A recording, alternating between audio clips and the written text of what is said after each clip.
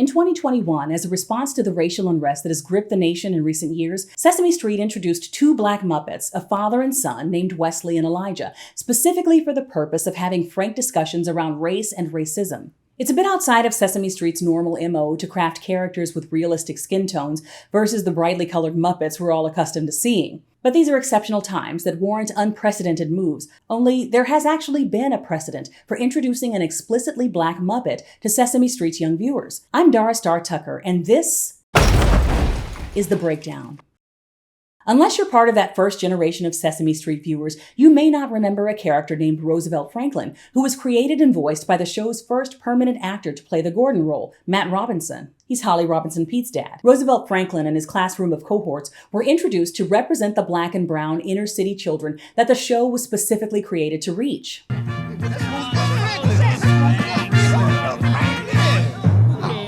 I don't know what's wrong with everybody, but when I come in, I want some action.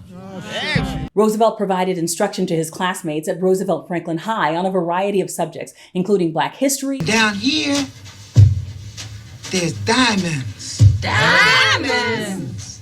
Pride, self-respect, and family. You are great when you are walking and talking. And tell everybody I am great when the sun comes up. I am great when the sun goes down. Sun up, sun down. Nobody's ever gonna put me down. He presided over a classroom full of unruly sidekicks with names like Baby Ray Francis, ABC-to, and Smartina. They were meant to mirror the types of personalities that a Black or brown child in the inner city might recognize. But unfortunately, the character would be short-lived because of complaints that came from a rather surprising demographic. A lot of Black parents that really complained to Sesame Street that they didn't like Roosevelt. Letter writing campaign, they went after him. Yeah, they did go after Roosevelt.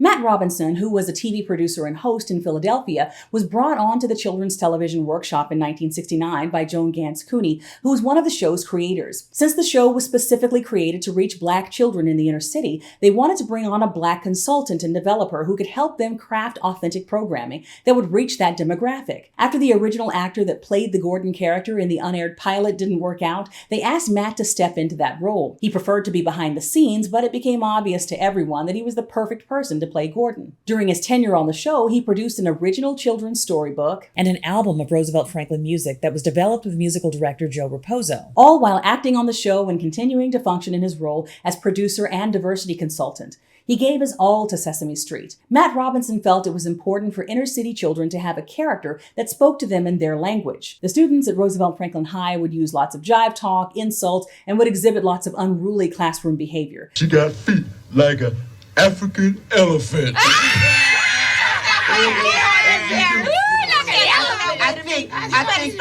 I think class is dismissed. And it wasn't long before parents and educators began to complain. But unlike the white parents that had Sesame Street removed from the airwaves in Mississippi, these parents weren't offended by the diversity. They were Black parents who were offended by the stereotypes. They did not want to be reminded of this character who sang in dialect and talked Black. School teachers felt that the unruly classroom behavior that Franklin's pupils exhibited was setting a bad example for their students, and many Black parents were appalled at the African-American vernacular English that the characters used.